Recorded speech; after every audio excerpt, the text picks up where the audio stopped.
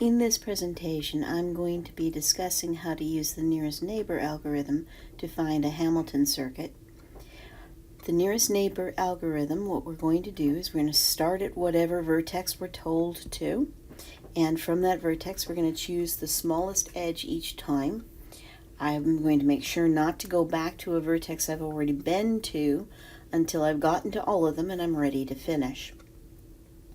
So in this example, I'm being asked to find a circuit starting and stopping at R. So from R, you'll see that we've got RW, that's 9, RV, that's 20, RU, that's 49, RT is 52, and RS is 15. So we're going to use the RW, which is 9. Then I'm going to go from W, and W has a 63, 33, 41, 27. That sounds like the 27 is the next smallest. So we're going to go from W to V for 27. And from V, my options are 20, 11, 35, and 19. So from V, I'm going to go to S for the 11. And then from S, that's easy. I want to go to T for 3. And from T, my only option at this point is to go to U. So I'm going to have to go to U because use the last vertex I haven't reached. That's going to be 70. And now I've reached all of them. Now I can go back to R, and that's going to be another 49. So our circuit is RWVSTRU, and when I add all of these together, I get a weight of 169. So we've looked at doing nearest neighbor, and we got the circuit starting and stopping at R with a weight of 169. Now let's look at what's called the repetitive nearest neighbor. The only difference here is that I'm going to do exactly what I just did for the nearest neighbor starting and stopping at R, but I'm going to do one starting and stopping at S, another one starting and stopping at T, another one at U, another one at V, another one at W, and then of those 6 circuits I'll choose the one that has the smallest weight. So let's start with S.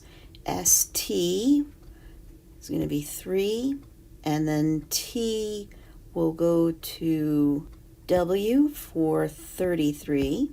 And from W, I will go to R for 9.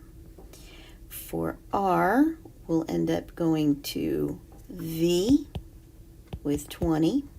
For V, I have left to go to U, which is 19. And then for U, I get to go back to S, so that's 23. Adding all of these up, I get a weight of 107. So now I'm going to repeat this with T.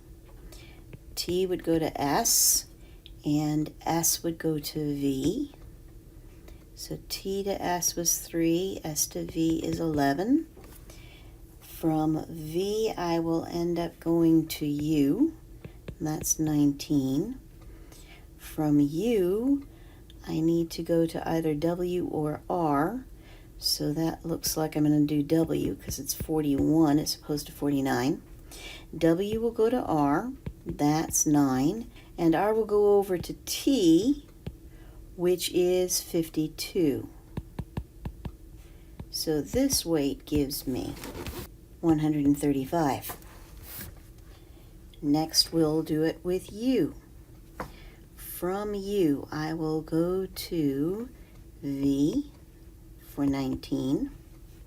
For V, I will end up going to S, which is 11. For S, we'll go to T, that's 3. From T, I'm going to go to W for 33. For W, I go to R, which is 9. And from R, I have to go back to U, which is 49. This time my weight is 124. From there, we'll do V. V we would take to S at 11. S we would go to T, which is 3. From T, we're going to go to W for 33. For W, we'll go to R with 9. R, we have to go to U. That's 49. And U, we have to go back to V. That's 19. So our weight will be 124 again. Lastly, we're going to do W. For W, we'll go first to R, which is 9. From R, we will go to S, which is 15. From S, we would go to T, that's 3. From T, my choice is to go to V or U. V is only 35, so I'll do V. And from V, I'll go to U, which is 19. And from U, I end up going back to W, which is 41. And so this one gives me a weight of 122. So now we have the 6 circuits we would need to do for the repetitive nearest neighbor. Still better than doing brute force. Of these, notice that the circuit we found coming to and from S was the one that was smallest. So that means that that would be my answer. To rewrite it, I would write it starting and stopping at R, which will give me R, V, U, S, T, W, and R. So there is my circuit with a weight of 107. So that's both the nearest neighbor and the repetitive nearest neighbor. And I will see you in class.